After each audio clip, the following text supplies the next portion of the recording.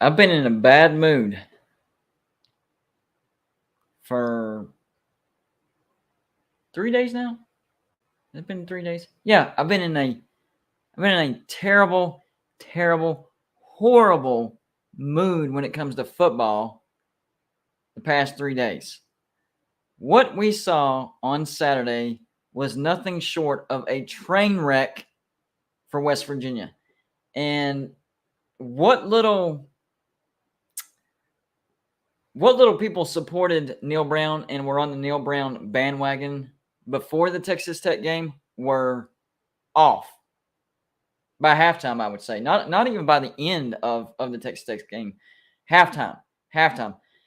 I I gotta admit, I stayed on the bandwagon way too long. Way, way, way too long. It took the Texas game to get me to jump, but I did jump. I am off the Neil Brown bandwagon. This is year 4, and we look like 2019, possibly worse than 2019. I think 2019's defense was better than this year's defense. Our offense might be better, but this team altogether is bad. One of the worst that I've ever seen in the history of West Virginia. And I've been watching West Virginia football for over 25 years. 25, almost 30 years I've been watching West Virginia football. And the thing that really, really sucks is the first year that I watched West Virginia football was 1988 when we went undefeated and went to the national championship. And as a 5 turning 6-year-old kid watching West Virginia compete for national championship, man, my team got a lifetime of great memories. Yeah, no, rude awakening. The cool thing is, I will say this, the cool thing is during the Don Nehlen era is, and I said this yesterday, you'd have your great year and then your fall off year and then your build up and then you'd have another great year. It was up and down, but you knew that you had a great year coming. You knew there was always hope. Yeah, we suck. Last year was the great year. Let's get through the next 2 years. We can have a decent year 2 years from now, and then the great year is coming. So at least we had that to look forward to. Right now, we have absolutely nothing to look forward to. West Virginia will not make a bowl. Not make a bowl. And not to add to the bad news, but it is what it is. Several starters are going to be out for the TCU game. James Gaminter, starting offensive lineman. Is he right guard or left guard? I think he's right guard.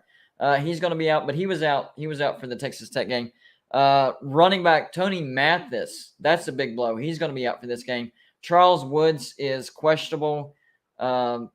Might play, might not play. Lance Dixon is out for this game. McCormick is still banged up. At least C.J. Donaldson is good to go. This team is in bad shape, guys. Bad shape. Before we go on any further, let me remind everybody, please hit the like button. Even if you don't like me, or you don't like West Virginia, or you don't like college football, it helps the video. The more likes and comments that the video gets, the more it hits that YouTube algorithm, and it gets suggested more people see it and click on it, and that's how we grow our audience. So it not only helps me, but it also helps you, especially if you like to comment, because you have more people to go back and forth with. And I encourage trash talk. I encourage discussion, all that stuff. So the more people there is, the more back and forth we have. Think about this, guys. If everybody agreed on everything, how boring would life be? How boring would the world be? It'd be pretty stinking boring, wouldn't it?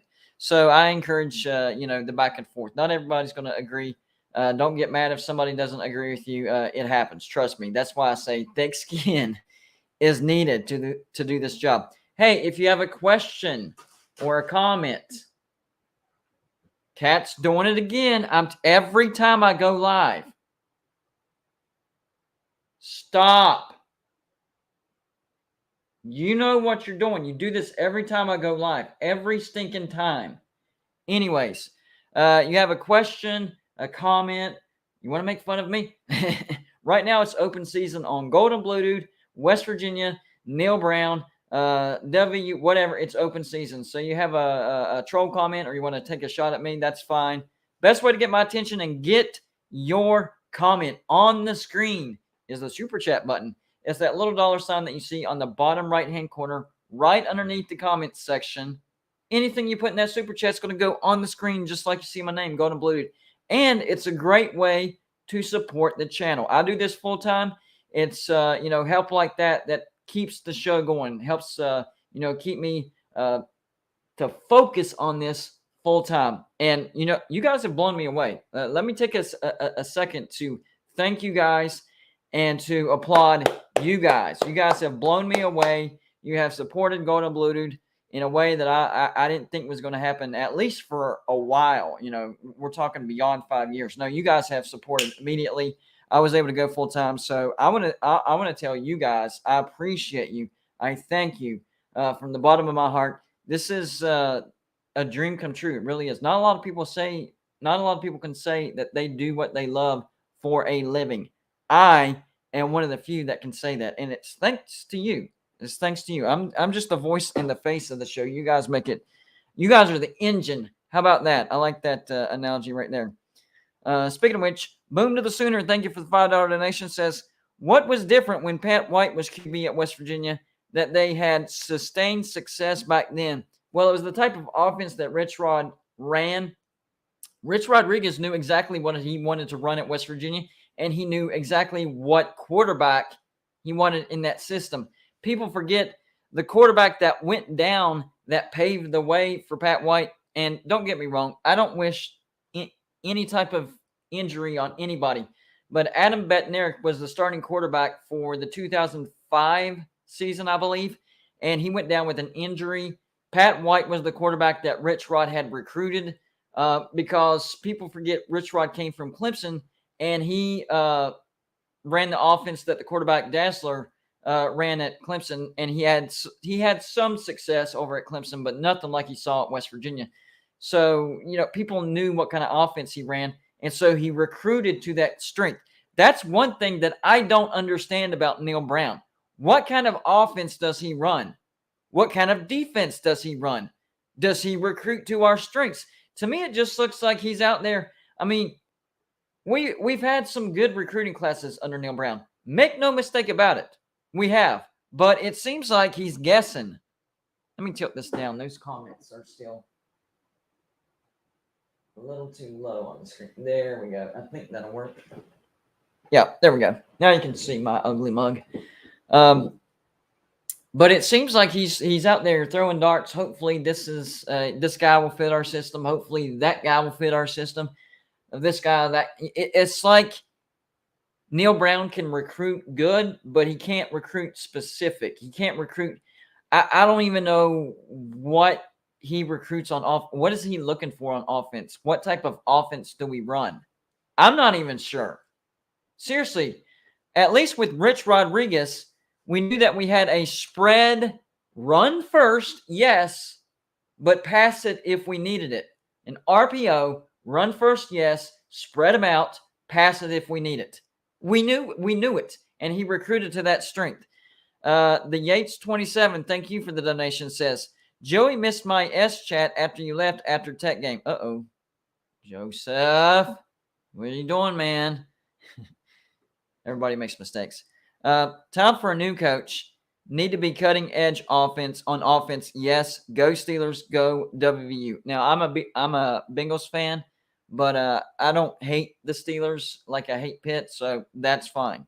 And honestly, a lot of West Virginia fans are Steeler fans, especially the ones that are born in the northwestern part of the state, northern half of the state. Basically, I was born in the central, southern west part. Between Huntington and Charleston. There you go. That's why I'm a Bengals fan. But I probably should have chosen the Steelers because the Bengals have had a terrible history and the Steelers have had a wonderful history. If I would have started to be a Steelers fan from the day I was born, I'd have at least one Super Bowl I could celebrate. I think two. Didn't Ben? Yeah, Ben won one too. So I'd have two, if I'm not mistaken. No, Dallas. One. I have it straight now. One. The Ben Roethlisberger one. There we go. That tells you how much I keep up with the Steelers. But I know they won one for sure during my lifetime. Anyways. So I think one of the biggest issues is we have no identity on offense. Therefore, he doesn't know what he wants to recruit on offense.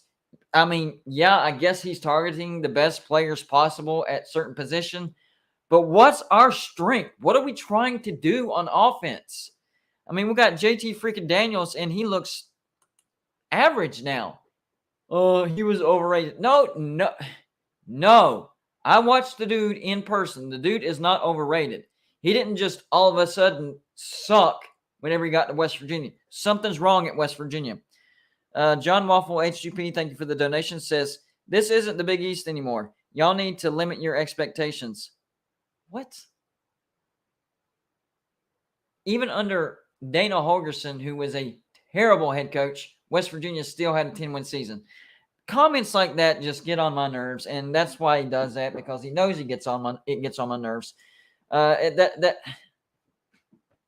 ACC isn't the Big East anymore, and the only time Pitt had success was last year. That's about it. So I don't know what kind of point you're trying to make. West Virginia can have expectations. The Big 12 isn't like this gauntlet where it's impossible to have good seasons in. I will say this, the travel has hurt West Virginia, and it hurts West Virginia every year. But you can't blame everything on the travel.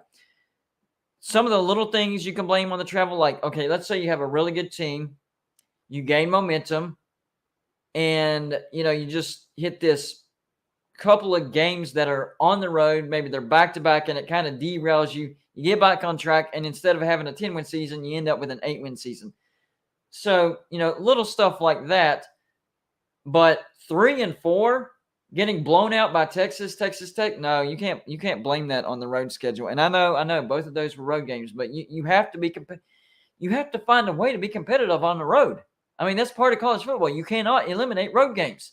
They're on the schedule every year. You have to figure out how to win the road games.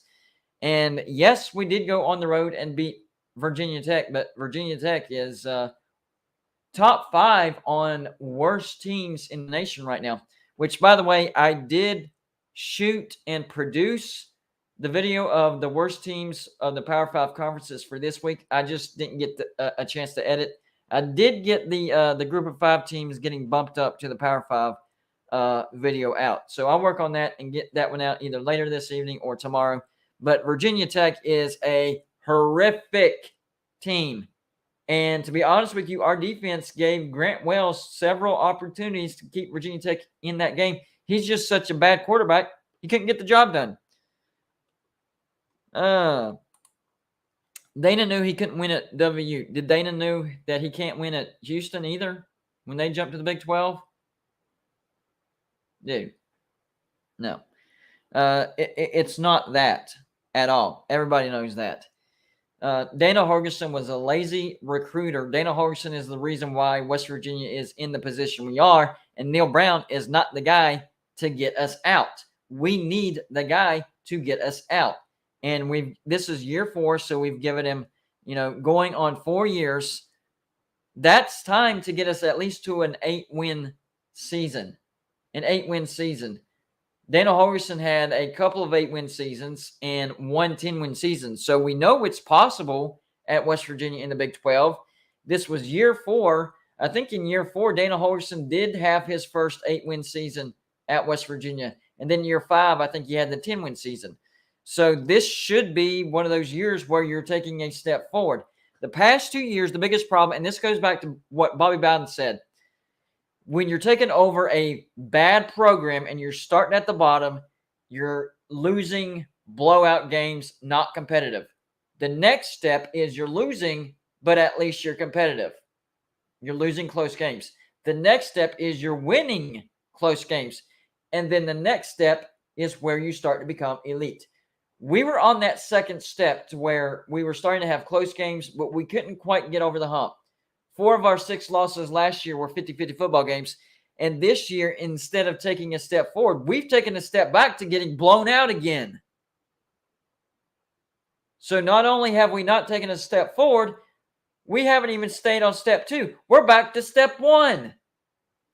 Yes, it is most definitely time for West Virginia to get rid of Neil Brown. And I'm hearing a lot of chatter right now. A lot of chatter from a lot of different sources that are telling me, keep your eyes out. There's some news that's going to break. They don't know the timeline, but this is what I've been told. I've been told that West Virginia and Hugh Freeze have talked. They have talked, okay? And from what I heard, what they're going to be offering him is $6.5 million plus incentives. But $6.5 million, that's a lot, especially at West Virginia. That would be like what Rich Rod did towards the end, and then getting bumped up to 6.5. That's how much 6.5 is at West Virginia. So from what I'm hearing, Hugh Freeze is going to be offered 6.5, which I'm going to have to go back and look at the messages. It's either they're going to offer him or that's what they agreed on. It might be an already agreed upon thing. Now, the other thing is the buyout for Neil Brown. From what I'm hearing, West Virginia is going to try to negotiate that buyout after the end of the year. So, unfortunately, we're going to have to ride the season out. That sucks. That's not what I wanted to hear, but that's part of this. So, we will have to ride the rest of the year out with Neil Brown. But from what I'm hearing, West Virginia is going to try to negotiate the buyout for Neil Brown and try to get it more towards $10 million. So the buyout will be $16.5 million at the end of the year. They're going to try to get it around $10 million. So if I had to guess and give an educated guess, the buyout's probably going to be around $12 million. That's going to be my official guess. We'll buy Neil Brown out for $12 million, and we will bring in Hugh Freeze at $6.5 million. Now, a couple things to that. $6.5 million is actually pretty aggressive for West Virginia. Really aggressive. I think that's exactly what West Virginia needs to do, to be honest with you. West Virginia needs to start showing more money if we want to get better coaches. I think Hugh Freeze is exactly what West Virginia needs right now. A lot of people are saying, we need a culture guy. We need a West Virginia guy, blah, blah, blah, blah, blah. I understand that. I agree with you to some extent. But right now, we need a guy to get us out of the hole as fast as possible. We don't want to start a new rebuild to where it's going to take us another 3-4 years to get back to 7-5. I don't have that patience. No, and neither does Mountaineer Nation. We need somebody that's going to get us out of the ditch right freaking now. And if you look at Hugh Freeze's resume, that's exactly what he does. He did it at Arkansas State. He did it at Ole Miss. I know, shady stuff, blah, blah, blah. And he did it at Liberty. So consistency. It's not like he did it at one place and then he fell on his face. No, one after the other, he did it, which means he can do it at West Virginia. I'm 100% confident in that. Now, something else that I'm hearing is that Shane Lyons will no longer be the athletic director by the end of the summer. And that West Virginia already knows the replacement for Shane Lyons. Now, this is more, I haven't heard that from the same sources that I've heard about Hugh Freeze. So that's more of, wait and see type of thing, because I'm really not sure about that. It seems right, because if you're going to fire Neil Brown, that's going to have to force Shane Lyons to admit that he made a mistake, and Shane Lyons is 100% not wanting to do that at all. Like, at all. Neil Brown is his guy. 3-9, doesn't matter. Neil Brown is doing something great here. And he's not backing off of it. So it fits together. You're firing Neil Brown. You're going to try to buy him out as low as possible. My guess is going to be around $12 million. You're going to hire Hugh Freeze, salary at $6.5 million. If Shane Lyons says no, then that means he's going to be fired. So, and West Virginia, from what I'm hearing, already knows the replacement for Shane Lyons. So everything, even though the latter part I'm not 100% as confident on as the Hugh Freeze news, it does fit together. Big E 7375, thank you for the donation, says that shady stuff is called the NIL now. I was actually getting to that. Yes, the line of work that he chose to reward his players, not great. But most of the other stuff, that the under the table money, buying cars, this and that, it's covered by NIL now. So it's not, most of what he was caught doing is not as shady. There's still a few things that he did that's still as shady, and y'all know what I'm talking about. Tyler Shelton, thank you for the donation, says, do you think North Dakota State can move up to FBS? Absolutely, 100%. I think they would be a great fit for the Mountain West, to be honest with you. You already have team.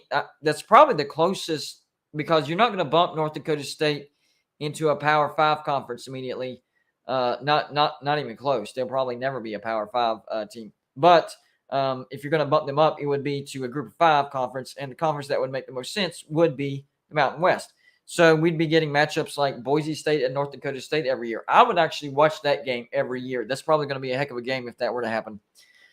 So yes, I do think that North Dakota State can move up to FBS, and I will do a video on what FCS teams I think could get bumped up to FBS. Today, I did a video on what Group of 5 teams I think will be bumped up or has the highest likelihood of getting bumped up to a power conference.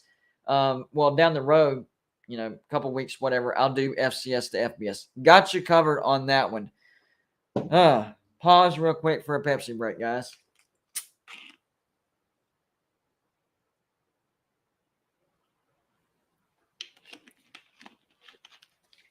So, like I said at the start of this video, I've been in a bad mood when it comes to football. Don't let it affect your family life. You got to keep the two separate. But, whenever I'm talking football, making my videos, I'm in the football zone. I've been in a very bad mood because of Saturday. It was just not good. I did the clown hype video announcing that the Clownsonier was coming back, and then I did the live show on Sunday night, which went really well. So it was not a good weekend when it comes to being a West Virginia fan. And I'm actually glad that I came up with the Clownsonier gimmick, because it's given me an outlet to where I can vent my frustration. This channel has been a huge help to me as far as whenever West Virginia does drop the ball. Whereas before, I would just stomp around pouting and just saying, why me? Why me? Why can't West Virginia do anything? And now I have an actual outlet to where people listen, and I can go extreme if I want to, because people actually like that stuff. So it's I like this gimmick that we got going on, and it's here to stay, guys. It's not going, even when West Virginia is good, there will still be reasons, and West Virginia will be good again. Make no mistake about that. But even when that happens, there will still be reasons I can come up with to bring on the Clownsonier. So don't worry about that. He's here to stay, guys. So I went from being in a very, very, very bad mood when it comes to football to today. I mean, I saw it from one source. I'm like, okay, yeah, Hugh Freeze. I've been thinking about that, talking about that. I made my own video about it. Another source. I got text messaged. I got messaged through Facebook. I mean, I got a ton of messages saying, hey, you need to look at this. And, hey, I heard this. And this person close to, certain areas, which I can't reveal all that stuff just yet. So I'm in a good mood now, because if I had to put a percentage on it, on how confident I am that Hugh Freeze is going to be the next coach at West Virginia, I would put it at 90%.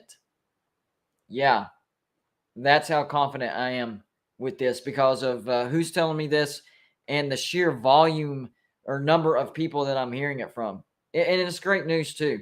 Hugh Freeze is a winning coach. He connects with the players. He knows how to recruit. I mean, seriously, think about it, guys. Before Hugh Freeze, did anybody even know Liberty at all? I was about to say, did anybody know that Liberty had a football team? I'm saying, did you know that Liberty existed? The only reason that I knew that Liberty existed was because my dad has a PhD from Liberty. That is the only reason why I knew that Liberty existed. I did not know that Liberty had a football team. And then Hugh Freeze is their head coach, and they burst onto the scene. And I'm like, what? Wait a minute. That's the university that my dad got a PhD from, and freaking Hugh Freeze. Wait, they have a football team? What? didn't I know? Why didn't I know about this? I mean, that's how obscure they were before Hugh Freeze. So, and he didn't just bring Liberty out of irrelevance. He brought them out of obscurity. Most people didn't even know this university that is called Liberty, and they had a football program. What? Yeah, that's how good of a football coach Hugh Freeze is. He can bring you out of irrelevance and out of obscurity. And look at what he did for Ole Miss. I know Lane Kiffin is getting all the shine right now, but Hugh Freeze is the one that set him up. Ole Miss pre-Hugh Freeze was a disaster. Ask Ole Miss fans. Freaking disaster. Horrible. And we know all the shady stuff that went on, that most of which is covered by the NIL now. But you know what? Ole Miss beat Alabama under Hugh Freeze. Like, that was unheard of before Hugh Freeze got there. Unheard of. And then he does it. I mean, Lane Kiffin hasn't even done that yet. Think about that. You want to compare Hugh Freeze to other coaches? Lane Kiffin, I think, is a good head coach. Yes, but even Lane Kiffin hasn't beaten Nick Saban in Alabama yet. Nope, sure hasn't. He's going to have probably his best opportunity this year to beat Alabama. It is at home, and it's the second road trip that Alabama will have after they go to LSU. So he's going to have a good opportunity. But I don't think Ole Miss is as good as people thought they were. And I'm even guilty of it. I bought into the whole, it doesn't matter who the quarterback is. Lane Kiffin has a great offense over there. No, it does matter. Matt Corral over there was he's a pretty good quarterback. And Jackson Dart will be a good quarterback, but he's still really, really young and learning this system. So I said that to say this. I don't think Ole Miss is going to beat Alabama. So Lane Kiffin will still not be able to say that he's beaten Alabama, and Hugh Freeze can still say that he's beaten Alabama. And on top of that, guess who West Virginia has a home and home with in 3 years? That's right, Alabama. Whenever we play Alabama, we need a coach, whether Nick Saban is there or not, which he probably will be. So we need a coach that's, number one, not scared of Nick Saban. Number two, not scared of Alabama. And, Hugh Freeze. He's the guy that's not scared of Nick Saban, not scared of Alabama. So how perfect of a storm is that? How perfect of a storm is that? So West Virginia brings on Hugh Freeze, right? Hugh Freeze has beaten Nick Saban in the past, something that Lane Kiffin hasn't been able to. And lo and behold, West Virginia has a home and home with Alabama here in a few years. And Hugh Freeze is at the helm whenever we take on the Crimson Tide. And I'm not saying that, number one, I'm not going to say that we're going to beat them. I'm just saying that he's not scared of them. So he's going to have us competitive. So splitting a 1-1, beating them in Morgantown and losing in Tuscaloosa, I'm good with that. But at the same time, I think he took Ole Miss on the road and beat Alabama on the road one time. Or maybe that was Texas A&M. I don't know. It was either Texas A&M or Ole Miss that went on the road and actually beat Alabama. But if we split that home and home with Alabama, win the home, lose the road, I'm okay with that. And if there is a coach out there that can do it, it is Hugh Freeze. I'm on board. I've already made the video. How long did I make it? Oh, it was after the Texas blowout. So it was a couple weeks ago. I've already made the video. I've already come up with my list of replacements for Neil Brown. Numero uno was Hugh Freeze. All the West Virginia media started talking about that after I made my video. Voice of Motown, which I was going to have him on this live show. Hopefully everybody got the memo because I advertised that he was coming on. He's still coming on, but he had to cancel tonight. So we'll get him on later on in the week. And we'll discuss the timing of all this and what he thinks about Hugh Freeze and if he's on board with all that. We'll have a good back and forth on that one. So that's a live show that I'm really looking forward to right there. But anyways, So I made my video on the list of coaches that I thought West Virginia should go after. Numero uno was Hugh Freeze, but also on the list I had Tom Herman. A lot of people disagree with me on that one, but I think Tom Herman did a great job at Texas. Of course, he was an amazing coach at Houston, but the reason people don't understand this, the reason that he got fired at Texas wasn't because he was doing bad stuff or, had sanctions or got investigated. He didn't get along with the boosters. That's why he got fired. So the problem over there at Texas is the boosters want to call all the shots. Tom Herman's like, no, I'm the head coach. You do not call the shots. Boom, he was fired.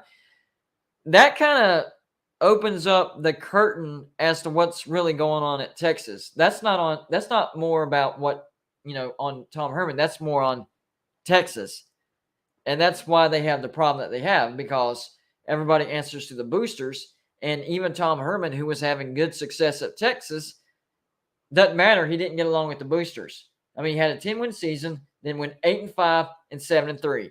And in that COVID year, when they went 7-3, they were one play at Iowa State from going to the Big 12 championship. I ask you, if there's no investigations going on, no sanctions, nothing illegal or bad going on, is that enough to fire Tom Herman at Texas? In your opinion, forget about what Texas thinks. I want your opinion on this. 10-win season, 8-5, 7-3 in COVID year, one play away from the Big 12 championship. Not only firing Tom Herman, but bringing on Steve Sarkisian, who has no substance. Like, his resume was nothing. Like, quarter of a season at USC where he didn't do that great. Well, okay. Oh, but he was under Nick Saban. He was under Nick Saban, so he's worked. Look, we're talking about Texas. When you're at Texas, they should be hiring coaches that have a lot of experience, that has been tried and true and tested, come up through the ranks. Texas is the destination. Steve Sarkisian was a throw-off coach. Why did they hire him? Especially after, like, if you fire Tom Herman, you better be aiming for the stars. Instead of aiming for the stars, they aimed for the gutter. Literally, they aimed for the gutter. I don't understand Texas at all. I don't. I don't.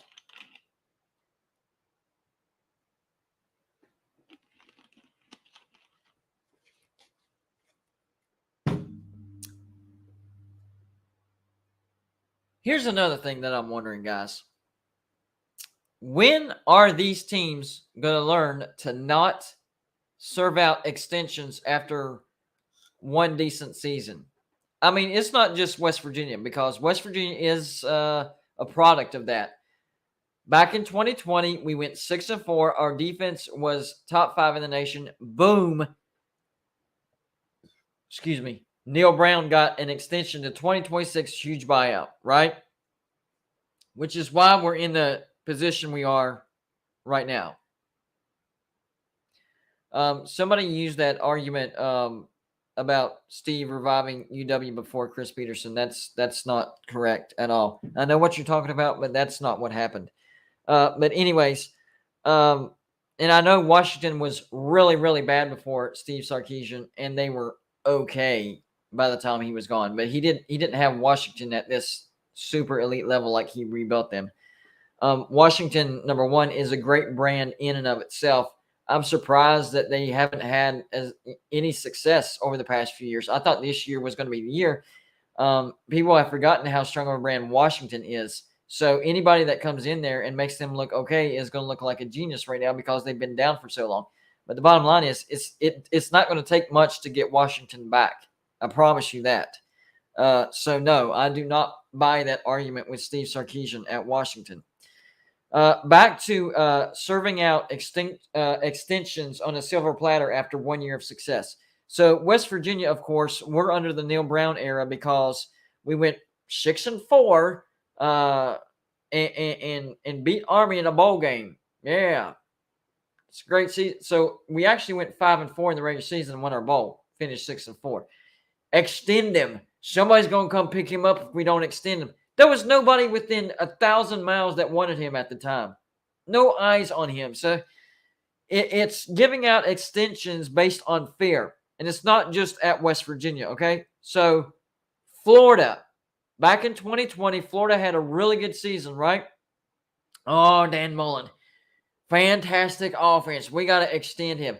I was like, did you not see the bowl that they played against, who was it? Oklahoma, I think. Whoever it was, and they got absolutely smashed. That's going to be your offense. No. We just had a bunch of players sit out, blah, blah. Yeah, those players that are sitting out are going to the NFL.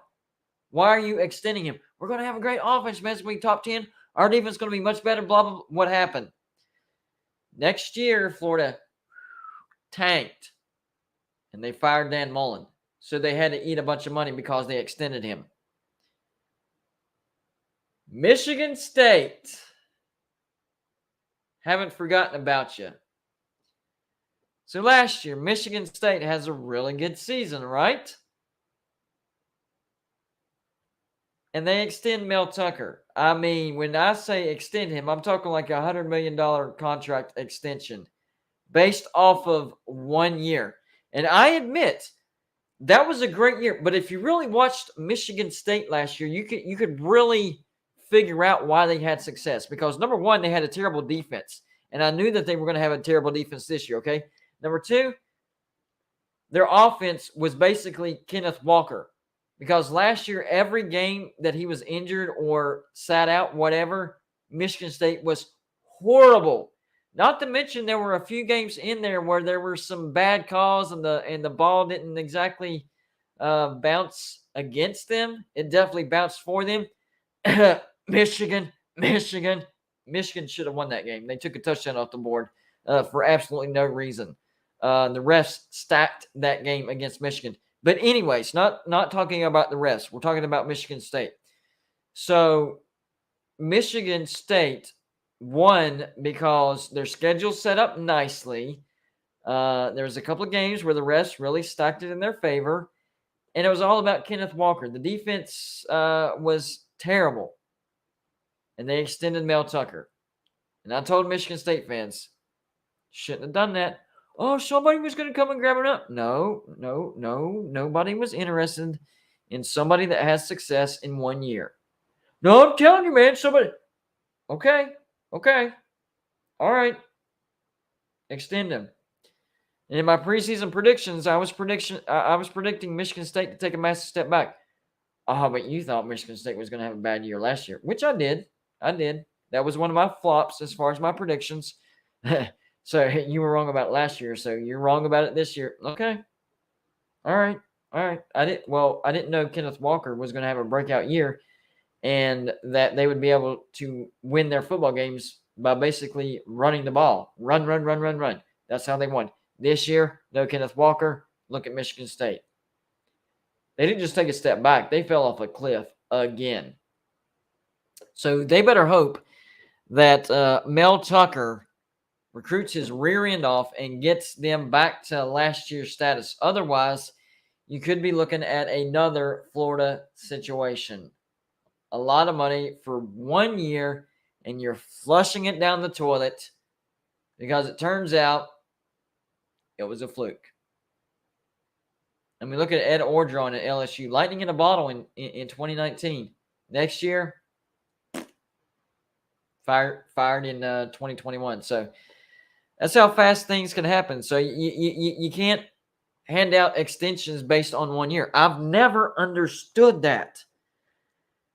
Even if it's a historic year, we want to keep this guy. Yeah, I understand, but are you sure that the next year is going to be just as good or maybe slightly worse, but not fall off the cliff? That's when you can figure out if the extension is worth what it is. And if you are going to do an extension, stop with this overboard stuff. Why, whenever they give a coach an extension after 1 year of success, it's like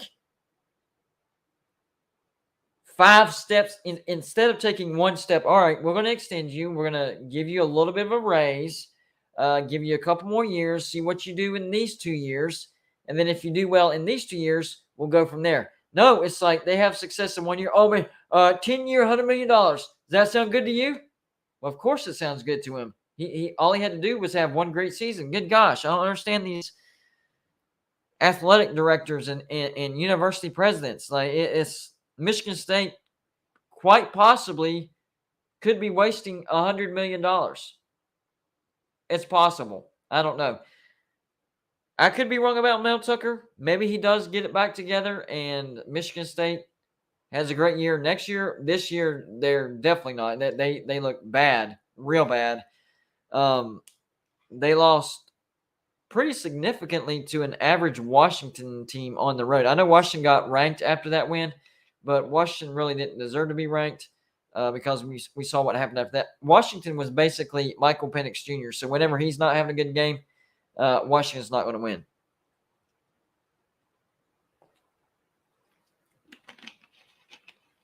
I do hope that I'm wrong for the sake of my Michigan State fans because I don't have any ill will towards Michigan State. I have no type of rivalry or, football hatred towards them. So I have no reason to hope that they fall on their face or anything like that. I'm just telling you, sometimes I have this feeling and you can see patterns and I warning y'all that was not a good move, but okay, whatever.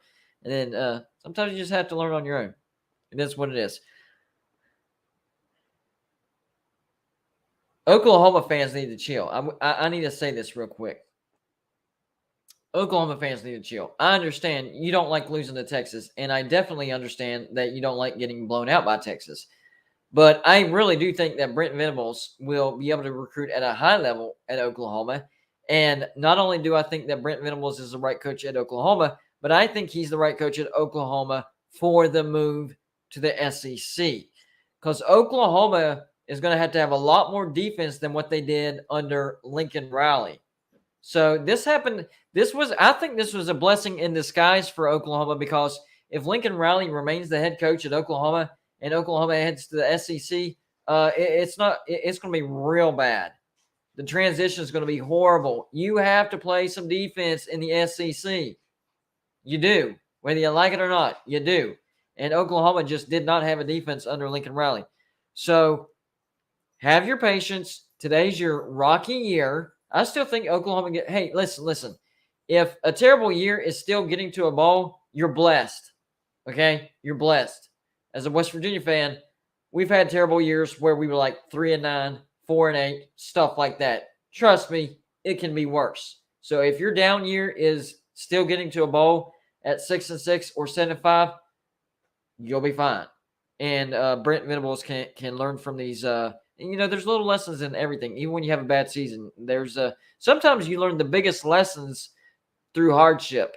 It's easy to be a winner, but it's tough whenever you start losing.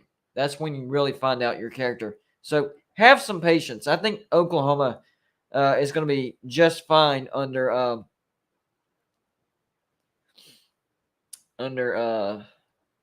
Brent Venables. And yes, I do understand that some of the scores in the SEC are 52-49, but I'm talking like on a year in and year out basis, you still have to play some defense. The offenses have definitely got more potent in the SEC, so you do need to bring some offense. And I'm not saying that Oklahoma, just defense only, don't worry about offense. No, you still got to bring offense. Excuse me, guys. So the offense better get figured out. But I think he's going to have the defense fixed, and that would have been a big, big, big problem at Oklahoma going into the SEC. All right, let's see here. Yes. All right, so I saw a few comments about Jimbo Fisher. Yes.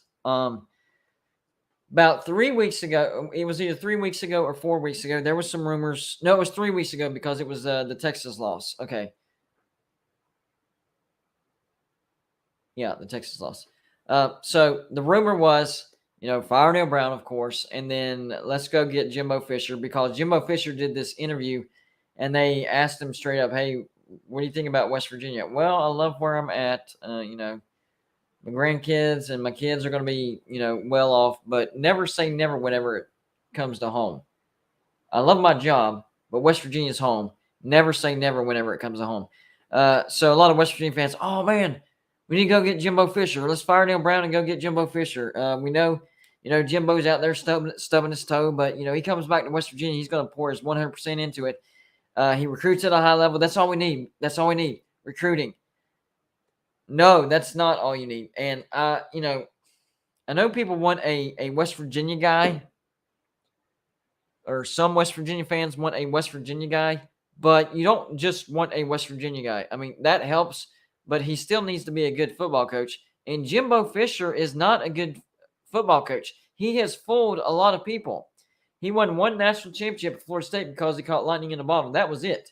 When he left Florida State was in absolute shambles. Florida State was in worse shape than they had been in over 30 years. He goes to Texas A&M, gets paid a buttload of money. What's he done at Texas A&M?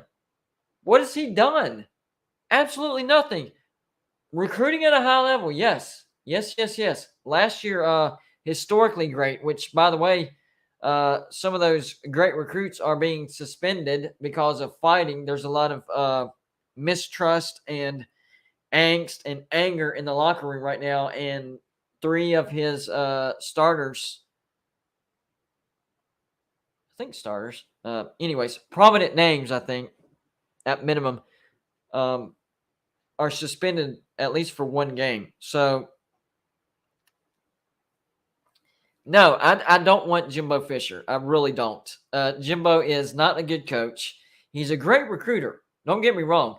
If there's a position for like recruiting coordinator, yes, bring him on. We need somebody that can recruit like him. But as far as a head coach, no, he's not a good head coach. He does not get the best out of his players. I will say he does put some decent defenses out there, but his offenses are ancient. They are so outdated, too predictable, too conservative. It just makes no sense. It's like they can't even move the chains consistently, much less score points. I go back to that Miami game, and even though Texas A&M won that game 17-9, Miami should have won that game because they absolutely dominated Texas A&M offensively. They had it was either almost 400 yards or over 400 yards offense, and Texas A&M had a little over 200. It was very lopsided, but the problem was Miami got bogged down over and over and over in the red zone and kept having to settle for field goals. That's the only reason why Texas A&M beat Miami. And it turns out that 13th ranked Miami that went in and lost to number 24 Texas A&M, they suck too. They're bad. At least Miami has the excuse that Mario Cristobal is a first-year head coach. For West Virginia, this is Neil Brown's 4th year. No more excuses. Time for him to go. Here's my only caveat. Unless we go on a 5-game winning streak, I'll say this. Keep Neil Brown if West Virginia goes on a 5-game winning streak. That's my conditions for keeping Neil Brown. Otherwise, forget it. I don't care if we win 4 out of 5. It's still no. Okay? 4 out of 5 is not good enough at this point in time.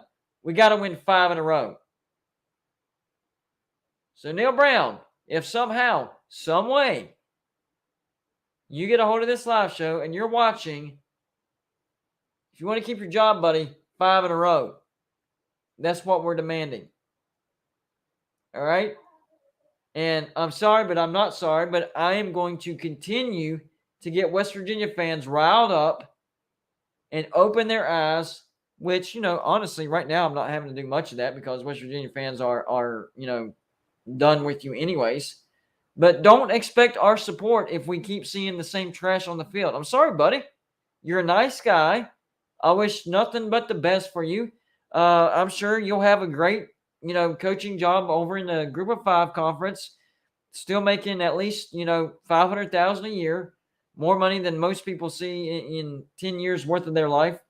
You've already made enough at West Virginia that most of us won't even see in our entire lifetime. So you're going to be fine as far as financially. But, dude, if you want to keep your job at West Virginia, man, 5 in a row. In fact, you know what I'm going to do, Neil Brown? I'm going to go over to all of my West Virginia Facebook groups, and trust me, I'm a member of a lot of them. I'm going to get this thing cranked up. It's 5 in a row or you're done. And I know they're going to let you coach the rest of the season. Okay, we'll suffer through it. But 6-6 isn't going to cut it. 7-5 isn't going to cut it. You have to go 8-4, which means you have to win 5 games in a row.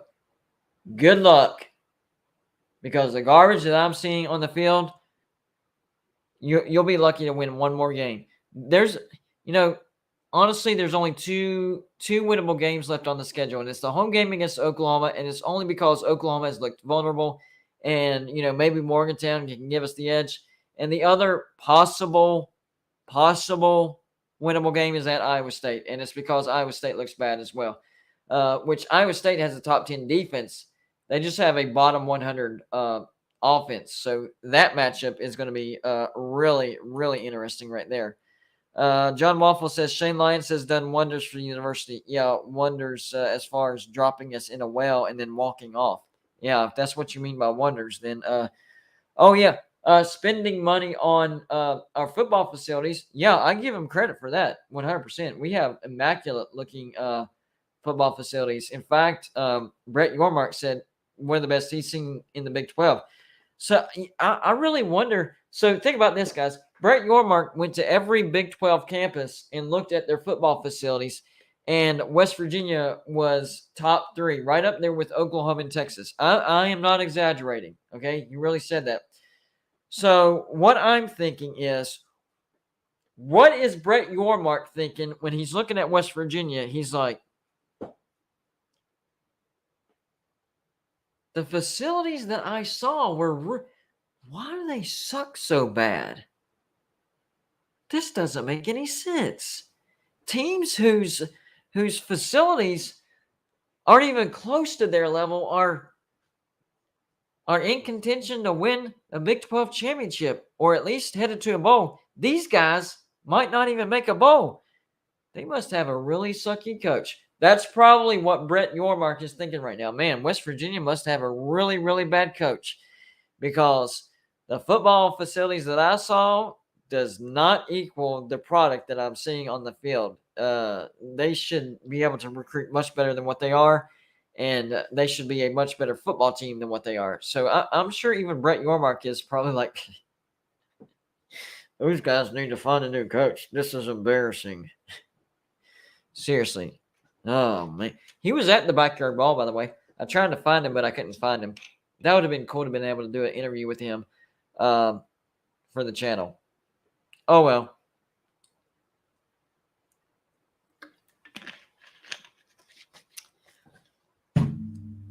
Anyways, guys, I'm in a much better mood because I'm hearing from a lot of sources that Hugh Freeze will be our next head coach. They're going to offer him $6.5 million.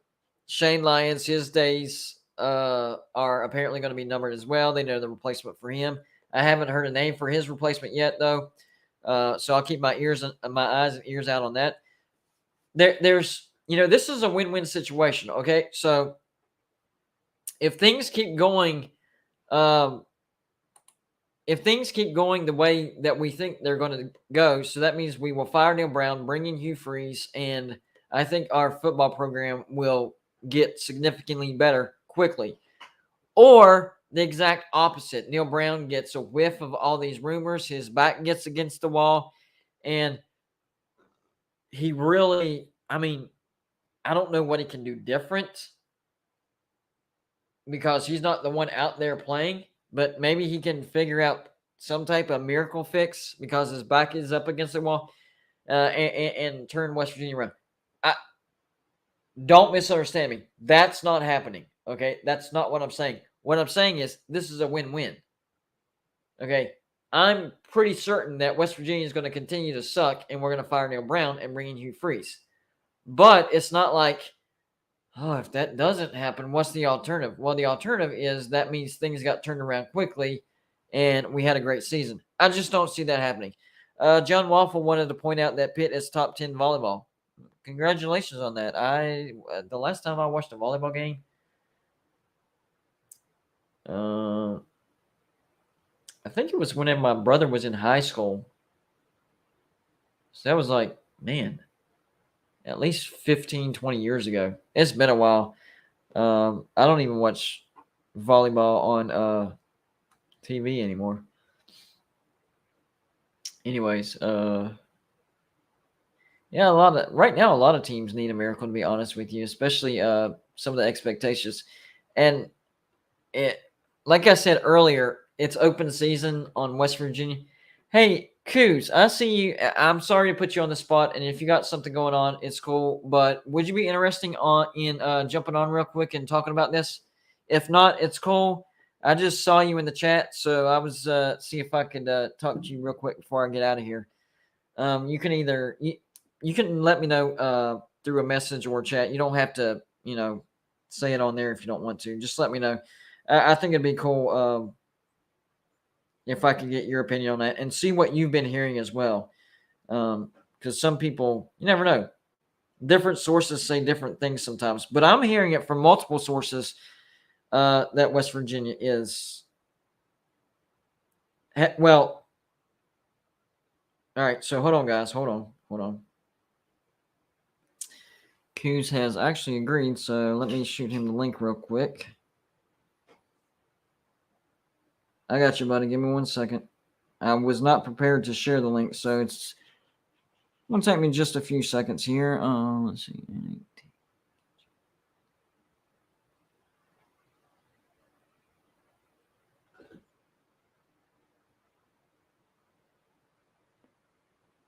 All right, I think this is correct. If that's not correct, just let me know, buddy. Well, we didn't have we weren't able to get Voice of Motown on tonight. He had to cancel, but this would be just as good, if not better, in my opinion. Coos is an excellent YouTuber, in my opinion. So I sent him the StreamYard link. We'll see if he pops in here in just a second and I want to get his thoughts on this because for me, if this happens, I think this is like best case scenario for West Virginia. I really do. I think it's something that could help us immediately, and that's what we need. I want something long term. Of course, we want some long term success. That's like the ultimate goal. But in today's college football, you're not guaranteed that. You're really not. So you got to take what you can get. And if what we can get is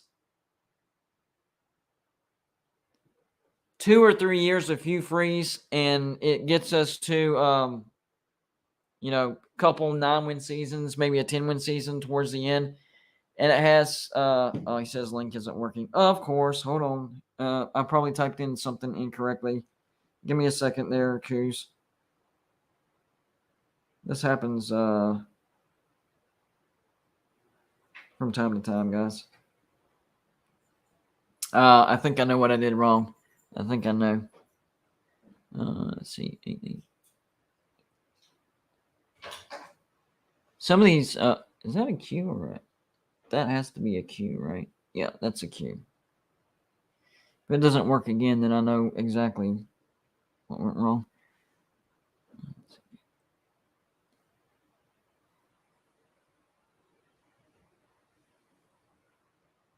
All right, this should be it. Let me make sure it's not the same one.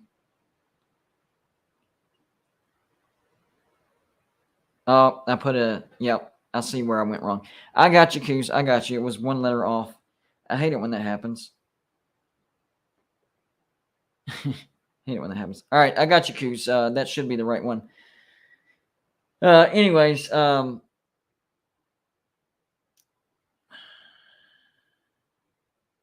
I should have copied and pasted. Sometimes and I've done this several times, and I wasn't thinking. I guess I get in a hurry and I don't think.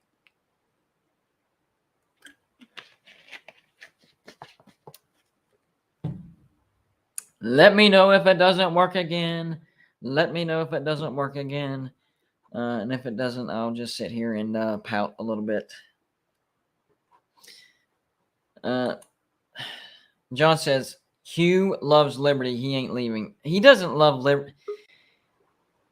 I'm not going to say that he's not happy at Liberty because he does seem like he's happy. But, I mean, West Virginia can offer him a lot more money than Liberty. Liberty's not like his dream job. That's just nonsense.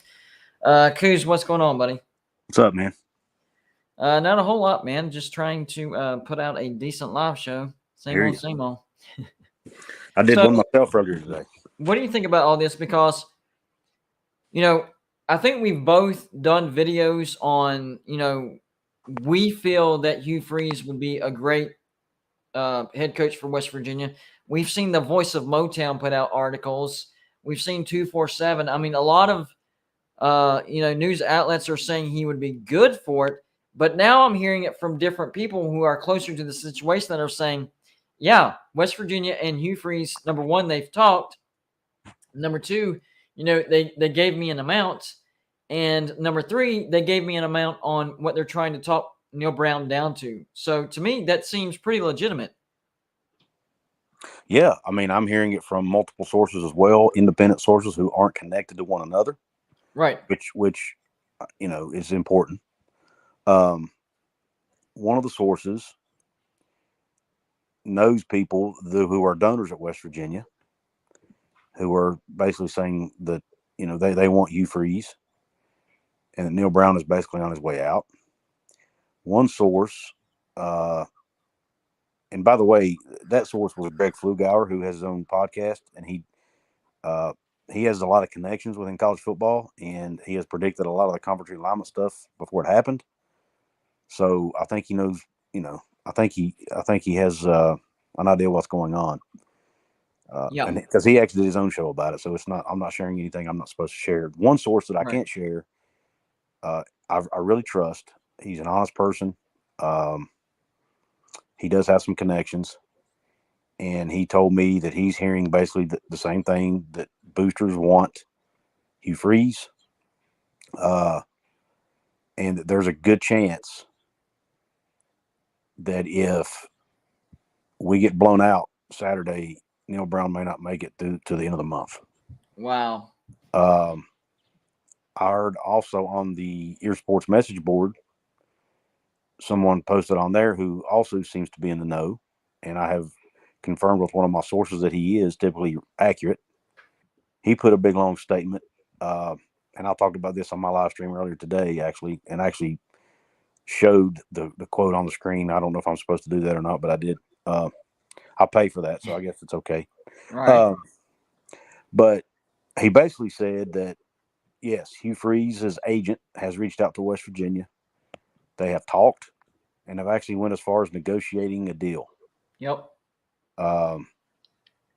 And so, I mean, it sounds like the information is coming from different angles, different sources who are not connected. That's what's important. What you mentioned. Not only are they different sources, but like both of us, we have different sources that don't know each other. So they're not communicating with each other to make sure that they have their story straight. It's different sources that don't know one another, and they're all saying the same thing. That's whenever a story starts to get real. Yeah. Now, I don't want us to get our hopes up, though, because we need to remember one thing. Number one, Hugh Freeze already makes as much as Neil Brown on pretty much now at Liberty. Right. He's making $4 million a year at Liberty. He's the highest paid coach in a non-Power 5 school. So West Virginia is going to have to open up the checkbook a little bit for him, I think. Well, you know what I'm hearing? The deal that I'm hearing is $6.5 million. So the two numbers that I'm hearing, the deal for Hugh Freeze that they allegedly agreed on was $6.5 million, and West Virginia is going to try to negotiate the buyout for Neil Brown down to $10 million. My guess is they're not going to get him down to $10 million, but I think I do think that West Virginia will be able to buy him out around $12 or $13 million. That's going to be my roundabout guess. Yeah. So 6.5 is high for West Virginia, but it's not too high to where it's not believable. that is the type of money, if you're a West Virginia, that you need to put out to get a Hugh Freeze, because other teams are going to come and knocking, and they can quite easily offer him the same amount. Right. So you need to show interest, and you need to show him that, hey, we're going to go above what we usually give, and we're going to give you the keys of the car. You do what you need to do. Sweep the foundation clean. Rebuild the way you want to. The castle is yours, type of situation. And that's a coach like Hugh Freeze. That's, of course they're all looking for money, but coaches like him look for situations like that where he's going to have total control. He's going to be able to recruit the way he wants to. He's not going to have to worry about boosters being on his bike if he doesn't do things exactly the way, they want things to be done, like you got to worry about over there at Texas. So that leads me to believe that this is a real thing. And the only thing that really could throw this off, in my opinion, and that worries me, is if we can't lock him down soon enough and another team comes with bigger money. That's my only worry at this point in time. That and another thing that worries me is, he does have some past baggage. I mentioned that earlier, Uh-huh. but if you look at all the baggage he's had in the past, I would say 80% of that is covered by NIL. Now, 20% still not, and it's the shady prostitute nonsense that he did. But all the other stuff, and that's a roundabout figure, 80% of the violations he had are now covered under NIL. I get but that. He's been minding his P's and Q's since he's been at Liberty. Well, not really. He had an issue a few months ago where there's a female student there, or former student, whatever she was, who was apparently accusing some Liberty students of sexual harassment, maybe even rape. I don't know the details, but anyway, and was suing, I guess, the AD, the school, whoever. And Hugh Freeze DM'd her in her Twitter account and said that she needed to leave Ian McCall, who's the AD, alone because he's the most Christ-like man he'd ever met. And that was that was all he said. He didn't say anything threatening, derogatory. But when you're the head coach of the team and it's a public deal, you need to stay out of it. And It was a bad decision. However, he has publicly, I've talked to some people who have inroads at Liberty, myself, that I know, and they have said that he has publicly apologized for that. He did admit it was poor judgment, and that, he shouldn't have done it, but he was just defending a friend. But that being said, what I was going to get to, Gordon Gee is extremely high on image. That's why he didn't like Dana Holgorsen. He didn't like Dana's image. He didn't think he was a good representative of the college. So my fear is that Gordon Gee won't hire the guy because of his past. Yeah, and I think a lot of people's fear at West Virginia is Shane Lyons as well. But the same sources that told me the other stuff also said that if Shane Lyons doesn't get on board, so the wording of what I saw was telling me he's not on board with all this right now, but that if he doesn't get on board, then he's not going to have a job by the end of spring at West Virginia, and West Virginia already knows who his replacement will be. Yeah, well, what I'm hearing is that the boosters are overriding Shane Lyons anyway. Yeah, that's exactly what I'm hearing. Which, but I'm saying like the combination of it, like they're overriding him, right? But they're still giving him they're still giving him a chance to get on board with this decision. And if he doesn't, he's not going to have a job.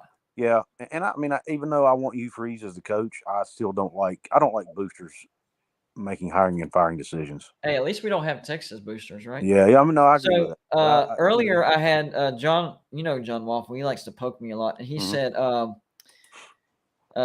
Hugh loves Liberty. He ain't leaving. And I loved Will Indy's comeback. He said, been to Liberty. West Virginia has more hot women. So that was Will Indy's comeback. That's funny. That was actually funny. And I saw another one. Here's John Waffle again. Says, yeah, they are literally building him a statue inside the church there. I have a friend who went there. Oh, he has a friend who knows a friend whose second cousin says that there's talks that there's a statue of Hugh Freeze going to be built inside the church, and that's going to be the deciding factor of Hugh Freeze staying at Liberty. Dude, if you're going to trash talk, at least make sense, man. I'm all confused now. trash talk has never confused me, but your trash talk confuses me Well, sometimes. and let's be honest here. Maybe his agent could be doing all of this just to get him a raise at Liberty too. That's true. But the only thing that doesn't make sense about that is Liberty isn't your, number one, they're not your SEC school who has money to throw around. But then outside of the SEC, they're not a team in the Big Ten. They're not, a blue blood like in Oklahoma or Texas. So there's a cap on Liberty as far as how much they can spend, and I don't think the donors can afford much more than what they're paying them now. In fact, this is just my opinion. I don't have anything to back this up. What he's getting paid now, and you said earlier, the highest paid non-Power 5 coach, correct? Yes. So what we're probably looking at is what the donors agreed on. Hey, this is, we're all in. This is what our all in looks like. It's not going to compare to a Power 5, but you're going to be the highest paid Group of 5 coach out there. So I think his current salary is Liberty's all in, because it's a lot of money for a non-Power 5 team. And I know people are saying, well, they're going to Conference USA, so they're going to be in the conference. Do you know how much money Conference USA makes? Oh yeah. Well, not a lot. Liberty's probably got all. Listen, the Falwells aren't poor, man. Let's face it. Yeah. So I'd say Liberty's got the money, but they're a huge school too. By the way, they have a massive enrollment. Yeah, my dad actually got a PhD from them because they have such a huge online presence. Yep. I actually have a friend who just got his master's in theology from there, but online. But anyway, I actually don't live that far from Liberty. I'm only about 2.5 hours from the campus. But anyway, another thing, and Brad Smith mentioned this in his article, which I think he may have gotten this information from me. I don't know that for sure, because I posted it on. If he did, he should have quoted you. Well, he wouldn't know. I posted in the message board last night, so I didn't do it on my show. But anyway, gotcha. Brad's been known to take my stuff and never give me credit. He's done it multiple times, but that's okay. One of the reasons I'm not, it is what it is. But anyway, he said that, and I'm sorry I lost my track of thought there, but basically, Mike Montoro, the assistant AD who's over football communications, who's basically Neil Brown's right-hand man. Most people who follow the program knows who Mike Montoro is. He controls he controls the media. He controls who's in and out of the media room, who gets sideline passes and all that stuff. He's that guy, right? Right. But he's one of the top guys in the athletic program too. He's like 1 or 2 rungs below Shane Lyons. Okay. But I didn't know that. Yeah, he's just over the communication side, because they all have different parts of the department they run. He runs the football communications piece. Well, within like a 24-hour period, a couple of days, or a 48-hour period, I'm sorry, he followed dozens of people on Twitter all of a sudden. Most of them were media members. Like he was looking for leaks. Now, the one notable person he followed is none other than Hugh Freeze himself. Oh. Yeah, so that's a big tip of the cap right there. And Mike Montoro graduated from Liberty and used to work at Liberty. So he has connections there, by the way. I didn't know that. Potentially. Yeah. Well, I did some online digging, man. I'm kind of I guess you might call me a troll. I don't know. That's how I do my research, man. I'll get people's, but yeah, it's a good way to get your stuff. Well, it's on his Facebook page. It says, or LinkedIn. Wow. Graduated from Liberty. He worked in the athletic department at Liberty. It was one of his first jobs. So did he go straight from Liberty to West Virginia, or was he had some stops in between? Okay, I got you. Southern Miss, I think, was the one before West Virginia. But so the conversation that we just had and what you just said almost kind of solidifies what we've been talking about, Hugh Freeze. There's a lot more roads and bridges that connect West Virginia and even some of the donors and the higher ups in the media and whatever that connects to Liberty University and Hugh Freeze himself. So this is not even as big of a stretch as, and I didn't think it was really that big of a stretch, but just in perspective, Now it's even less of a stretch in my mind. Now I'm like, man, this actually makes a lot of sense. Not even just makes sense. No, it makes a lot of sense now. So Yeah. I'm not going to be surprised if they announce that Neil Brown's no longer the head coach at the end of the year, and Hugh Freeze will be the new head coach. And that's what I said earlier. I think this is, if this is our plan, which I hope it is. It seems like it is. It really does. If this is our plan, what I said earlier, I think this is a win-win situation for West Virginia because number one, we know who we're getting at the end of the season after Neil Brown is fired. But if the unthinkable were to happen, and Neil Brown's back is up against his wall and he reels off 5 wins in a row, I'll take that too. I don't think that's going to happen at all. Like, not even close. The one that I mentioned first, that's what's going to happen. My point is, this is a win-win situation if this is what's going on at West Virginia. Well, but this thing could still go south in a lot of ways. Yes. Number one, can we even interview the guy until the season's over? Number one. And if that happens, if I'm Hugh Freeze, why would I take the first offer? If I finish the season, that goes back to my fear. Like, honestly, my biggest fear, really my only fear about this is another, Power 5 team with more money comes and gets him before we can lock him down. That's the biggest thing that could throw this way off. Yeah, and that that's very possible. Auburn fans I've been on some Auburn sites. They want him bad at Auburn. Yep. Now you talk about boosters of metal. I mean, holy crap. Yep. Who would want to coach at Auburn? But it is the SEC. It's the quote unquote mecca of college football that most coaches. And he's not scared of the SEC. No, he's already proven he can win there and beat Alabama. Yeah, twice in a row. And maybe he can deal with the boosters. I don't, and they're going to pay a lot of money. And I think it's going to come down to his personality. Is he willing to go to a place like Auburn and deal with the stresses, even if he knows that he's going to have success there? Yeah. It still has, he's still going to have way more stress than what he would have at West Virginia, or not going to get paid quite as. I mean, but when you're getting into the figures that we're talking about, I mean, he's going to be a millionaire. He's already a millionaire, no matter which way you slice it. To me, when you get into that genre of income, you got to start thinking about, longevity and your health. So I don't know what type of person he is, but I would probably lean towards the job that would, put less stress on you. Like I said, I don't know him that well, so I don't either. I don't know what kind of personality he has. As far as I don't know where he's from, where he grew up, none of that stuff. Background. The other thing I've thought about too is this, and this could be. I might be stretching here, but I've got all these scenarios running through my head. But he's a very devout Christian man, okay? Which is why he and Liberty's kind of a fit, right? Yep. And I know people are going to laugh because of the things he did in the past, but guys, that was in the past, okay? People change. Yeah. And he's apologized for all that stuff. He gets it. So, and like I said, I've talked to people who've met the guy, and they say he's just a super individual. He holds Bible studies with his players and stuff like that. I mean, now he won't be able to do that stuff at West Virginia because it's a public school. Right. And the last coach we had that tried to share his Christian beliefs with players was Vic Koenning, and that's one of the things that got him fired. Yep.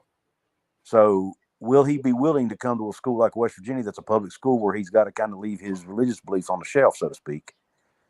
Or will he be happy? He hadn't dealt with it in the past, though. Is he going to be happier at Liberty where he can freely talk about his faith, and all that stuff? That might play a role in it. I don't know how. Yeah. But that being said, would his agents have reached out to West Virginia if he didn't want to come here? You know what I mean? Right. Who knows? That's the good sign that we were all looking for. And, even if the worst case scenario does happen and another big school comes in and swoops in and gets him with bigger money, there's still some big names out there that West Virginia could easily attain. I think we need to get at, because I'm hearing a lot of suggestions like Jamie Chadwell from Coastal Carolina, Sean Clark from Appalachian State, Charles Huff from Marshall, and they are good coaches. But my fear is they could be the next Neil Brown because, our memories are short. We got to go back in time and remember that Neil Brown was the number one commodity coming out of the Group of Five sector that all the teams that are firing and want a new head coach, fresh start, different direction, wanted, and West Virginia got him. So I think you don't want to go from making a mistake with Neil Brown to possibly making another mistake. It's time to go in a different direction, is my point. I agree with that. We need to get somebody that has experience at the Power 5 level coaching. That's what we need.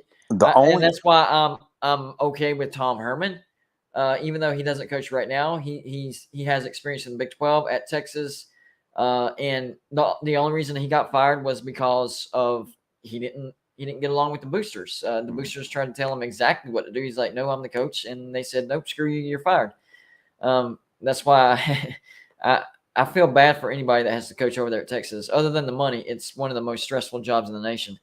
So I would like to go after big names. I'm sick of West Virginia, trying to find the diamond in the rough. Let's not go after the big names that we know, have been having success and they've been tested and they got through it, whatever. Let's try to find the guy that is having success on the low key and then kind of put a light on him and he'll shine for West Virginia. I just think we tried that with Neil Brown and it didn't work. Well, but to play devil's advocate, I mean, people have done the other thing. I mean, who thought Scott Frost was going to be a failure at Nebraska? You know what I mean?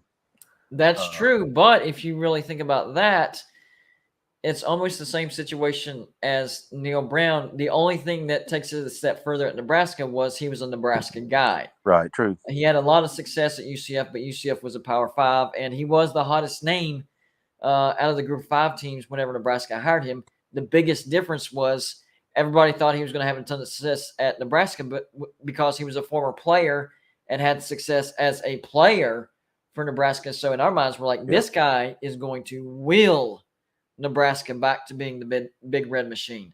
Yeah, and it just didn't work out. The only coach I might be willing to that I think I might be okay with that didn't have Power 5 experience was if they decided to hire Tony Gibson. Yeah, I'd be okay with that too. Because Tony Gibson, in my opinion, even though he's not got head coaching experience, his familiarity with West Virginia, the state, and the program, and his experience there, I think, would be able to offset his lack of head coaching experience. You know what I mean? Let me ask you this, Coos. If there's one person that you would be okay with West Virginia taking a chance on, and maybe you just mentioned him, Gibson. Maybe that's who you would go in this scenario. I'm talking about one person that you're absolutely okay with West Virginia taking a chance on. And whenever I say taking a chance on, I'm talking about never had any head coaching experience at the Power 5 level and possibly never had any head coaching experience at all. Is Tony Gibson the guy that fits that criteria for you? He's one. There's a couple of those guys, actually. Okay. There's a guy named Garen Justice. He's now the offensive line coach at SMU. He was the head coach at Concord University right here in Mercer County, West Virginia, several years ago. Led them to they're a little small Division II school. Matter of fact, they're NAIA. I don't even know if they're Division II. Led them to the national semifinals. Okay, had a great record there. Left there because he got the job as offensive line coach at Florida Atlantic under Lane Kiffin. Right. Left there to take the offensive line. Somewhere in between there, he worked at UNLV for a year or two. Actually, was offensive coordinator at UNLV for a year. Ended up at Miami as the offensive line coach under Manny Diaz. Obviously, when that coaching change was made, he ended up going with Rhett Lashley to SMU. But Garen Justice also played offensive line at West Virginia under Rich Rodriguez, so he has that connection. And he was born and raised in the state, so right. I think he's kind of a dark horse that not many people talk about. And even though his head coaching experience is at a really small school, he does know how to run a football program. And you look at guys like Chris Kleiman. Chris Kleiman came from North Dakota State. Oh, man, he's turned out to be pretty good. Lance Leopold got his start at Division III, Wisconsin Whitewater, whatever it's called, and he's at the top. There. Like, if we don't get Hugh Freeze, like, it's Hugh Freeze, Tom Herman, and Lance Leopold, like, in that order, go after these guys. But, that's just, I'm not saying that guy's not my top choice, but I think he's somebody that Right. should at least get consideration down the road at some point. And then, I don't know that I'd have an issue with Jamie Chadwell if because he runs a very unique style of offense, and I think we could use that here at West Virginia. The air raid's not really unique anymore because so Right. many people are doing it now. Well, that's why I Uh, like Lance Leopold, because his offense is three offenses as one. He's got the triple option, the RPO, and the spread. I mean, right. it's almost, whenever you have the right quarterback, it's almost undefendable. Yeah. Well, that's what Coastal Carolina runs like a triple option, but they pass it like Right. half the time. You know what I'm saying? So there again, it's a very hard offense to defend. But I'm trying, and and then Huff would be okay, I guess. I like I'm Huff because of recruiting. I'm just not sure if he'd be good as a head Yeah, coach and at he a and Power he Five worked, level. and he's worked for Nick Saban. Let's not Yeah. forget that he's learned from the best, man. So, that might be okay. And but I don't know. I'm not 100% sold on Huff yet because he's only been a head coach for a year and a half. But uh, but I do think he has the potential to be a fantastic head coach in this in the sport, and will probably eventually land a Power Five job somewhere. My one guy, as far as taking a chance on, now let me be clear. This is not my number one guy. This is not my top 5 guy. This is not even the top 10 or top 20 guy. This is the guy that I would be okay with as far as taking a chance on. Okay? He doesn't have any head coaching experience at all. But I've kept my eye on him ever since he made a pit stop at West Virginia, before and after, and everywhere this guy has been, it's been elevated.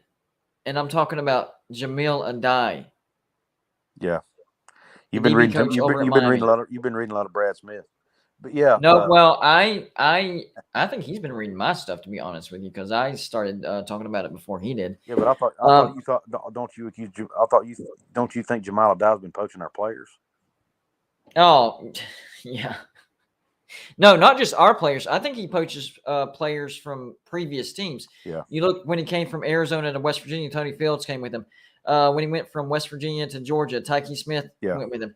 Uh, I'm not sure if he got anybody from Georgia to go with him to Miami. He probably did, but No, I he get it. got I mean, Mesidor to come yeah, from West Virginia. So yeah, I do think he does that. I don't think he specifically targets West Virginia. I just think anybody good that he's dealt with in the past from a previous team, if they still have eligibility, he's going to try to get him at his current team, yeah, which is actually good if he's on your side. yeah, When Jamil Adai was our DB coach, that's when we had a top 5 pass defense, number 1 there for a while, actually. And a lot of people thought that he should have been, including myself, thought that he should have been promoted to defensive coordinator over Jordan Leslie. And yeah, I agree with that 100%. yeah, So if there's a guy that I'm okay with taking a chance on, and let yeah. me be clear on this, it is taking a chance. Yep. He is not my choice for a head coach at all. But the guy that I'd be okay with West Virginia taking a chance on would be Jamil Adai. I could live with that. I really could. I was just busting your chops about the poaching thing. I had a conversation with Avon Coburn, West Virginia's all-time leading rusher, recently. As a matter of fact, I interviewed him this morning, and I'm going to be posting bits and pieces of that interview over time. But anyway, he and I had an off line conversation, and about a week or two ago about Jamal Adai. They're pretty close. They actually talk a lot. Yep. And he said he's been open. He thinks Jordan Leslie needs to go. He thinks Jordan Leslie's terrible. And he said Neil Brown has been too loyal to his friends, and it's gotten him in trouble. And he feels like had he hired Jamal Adai in the first place, number one, Jamal would have stayed at West Virginia, and 2, our defense would be better. But I asked him about the poaching thing. I said, there's a lot of fans who think he's poaching, and Avon Coburn said, number one, everybody's doing it, aren't they? Right. He said, isn't that the way it works now? Yep. And he said, but no, he said, guys follow him because he's a good coach. Right.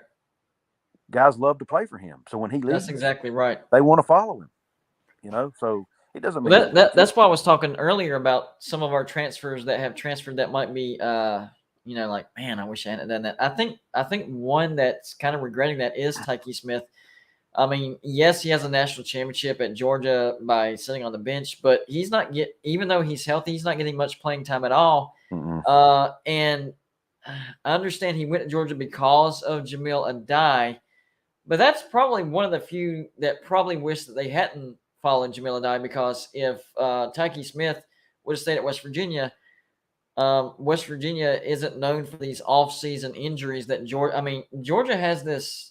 I don't know what's going on over there, but in the off-season, a lot of big talent, especially on defense, acquire injuries, and Tyke Smith just happened to be the one in 2021. This year we're acquiring injuries, man. Well, but we acquired him during the season. I know. Did you see the injury list for this weekend's game? Yeah, especially the running back situation is freaking terrible, man. They don't. Tony Mathis is supposed to be out. And they don't know if Justin Johnson is going to be able to play either. John Waffle says, "Will you be mad come February when Neil Brown is still there? If Neil Brown is still there, then he better be there, because we reeled off 5 straight wins. So it depends on what happens the rest of the year, and it depends on if you're actually correct. If we finish the season 5-7, I would say 6-6 or worse." And he's still our head coach in February. I'm going to lose it, man. I don't even know how I'm going to react. Biggie 7375 says, "You are forgetting about Matt Rule." Not necessarily. Whenever I did my picks on West Virginia's possible next head coach, I did mention Matt Rule, but it's a good point, because we do kind of sweep his name under the rug from time to time. I think he would go up.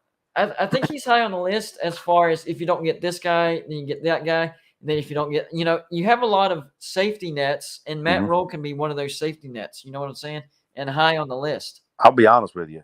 He would probably be my top choice, even over. I would still put Hugh Freeze over, but he can be top 3. But I just don't think Matt Rule's attainable for us. And I'll take now. There's one caveat that might make him attainable, and that's his wife has a connection to West Virginia. Right. Her parents own property at Cheat Lake, is my understanding, in Morgantown. And I understand. It's my understanding that they're West Virginia fans. I don't know if they're from West Virginia or what.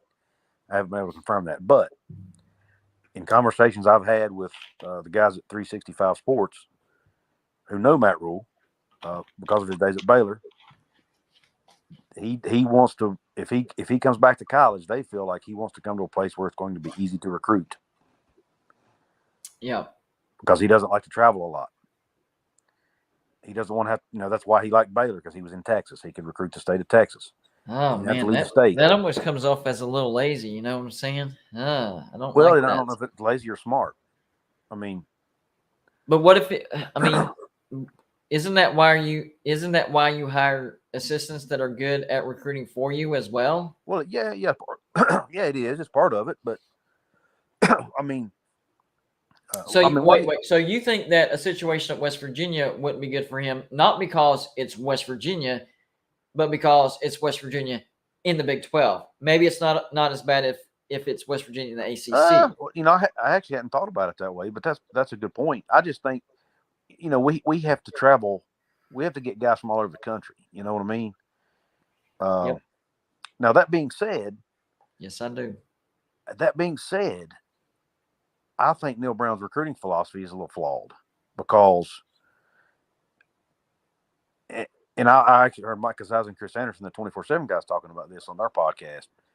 Instead of focusing real hard on a few really nice pipelines like Ohio, Pennsylvania, New Jersey, Florida, going hard after those 4 places, and then getting other guys here and there, he just travels the whole freaking country, even into Canada and overseas. Yeah. And it's almost like he's trying. I mean, it paid off with Mesidor on that one, but it also came back and bite him in the rear end. I mean, it does. But at the same time, man, it might be harder to keep guys. You know what I'm saying? If you get guys that are more local and more regional. I think that's what we're seeing. It's not hard. It's good to recruit that way, but then once you do, you better keep up on it, because you're not going to keep those guys. Right. And plus, it makes your job harder. Yeah. You have to fly You're working harder, not smarter. Yeah, I got you. You can go to Ohio and recruit, 10 times the guys, because you're in one state over. You know what I'm saying? Yep. Just hit those areas really, really, really hard. Well, and that's why Rich Rod was so successful at West Virginia with his recruiting, because he focused on, well, no, first and foremost, the pipeline to Florida, especially South Florida.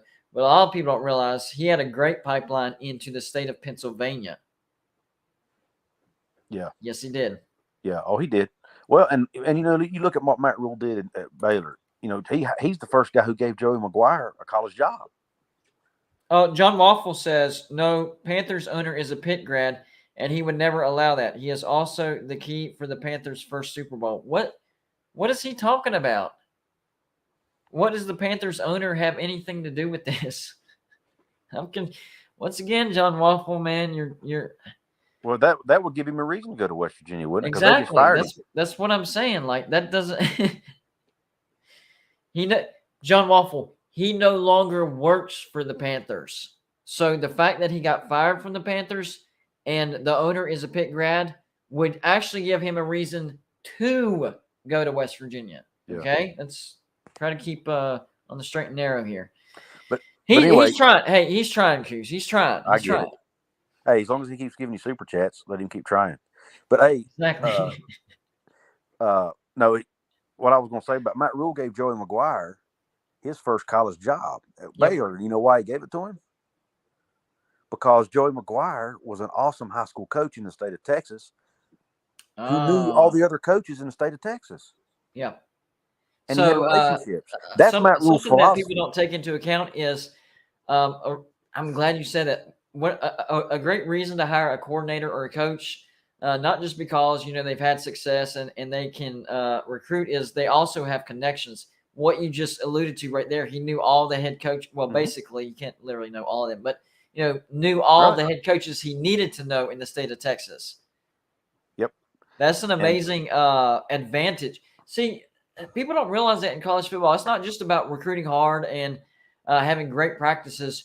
You need to create your own advantages to have over the other teams. Otherwise, it's like hitting your head up against a brick wall. And I think that's one of Neil Brown's problems, is he hasn't created any advantages for himself over any of the coaches in the Big 12.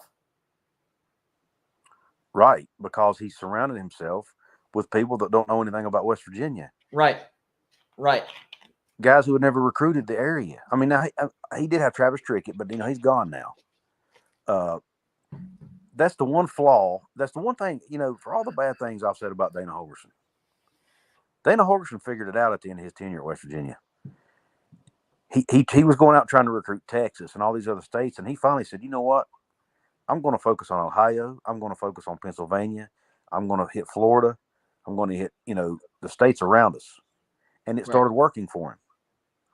He also decided, instead of hiring all these coaches from Houston and Oklahoma and Kansas and all these other places, I'm going to go get me some guys who knew West Virginia.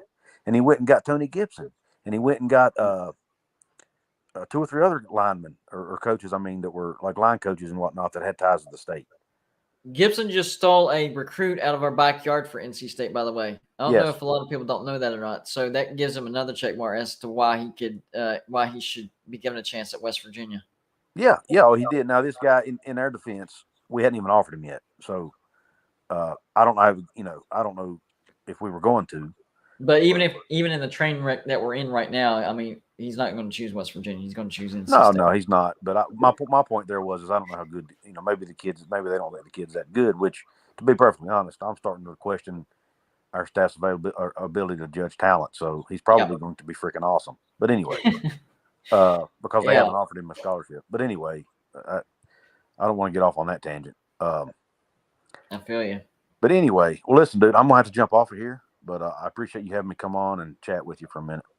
Anytime, man. I appreciate you jumping on. It's good to get another person's perspective. Believe it or not, I don't know if people realize this, but sometimes I get sick of hearing myself talk, my own voice. I like to hear somebody else talk, I'm with you. I'm the same way, man. All right, man. Have a good night, man. Appreciate you. See you. Later, bud. It's always good to get a second opinion on everything because nobody knows everything. I actually learned a few things off of Coos right there. Hopefully he picked off a couple things for me. That's how we help each other like that. Anyways, I'm going to wrap this up, guys. It doesn't feel like we've been on here for over an hour and a half, but we have. Kids have Well, they've already gone to bed, so I missed that. It's okay though. It's okay. We had to start a little bit late because of other things. I had a good time though. I had a good time. Like I said before at the beginning of the show, I'm in a much better mood than I've been in the past 3 days. Even though West Virginia still sucks, and there's nothing we can do about that right now, it does look like there's a bright future ahead of us. So we'll see what exactly happens. But to John Waffle's point, if West Virginia finishes the way we think they will, 5-7, 6-6, 4-8, 3-9, and Neil Brown is the head coach at West Virginia in February, you're going to see one of the angriest fan bases you've ever seen in your life, and it's not going to be pretty. It's going to be all over social media. It's going to be all over Golden Blue, dude. Yep, you heard it. It's going to be all over this channel. I'm going to let her rip.